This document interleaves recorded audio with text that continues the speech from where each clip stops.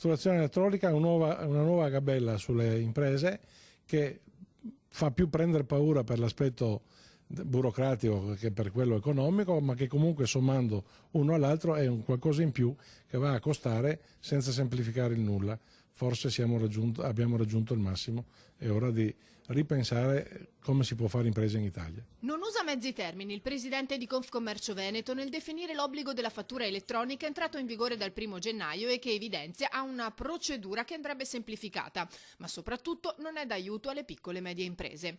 Zanon tocca poi un altro tema importante, quello dei saldi, che a suo avviso con inizio a gennaio non sono tali. Così come sono, in ogni caso non soddisfano più la vera esigenza per cui sono nati.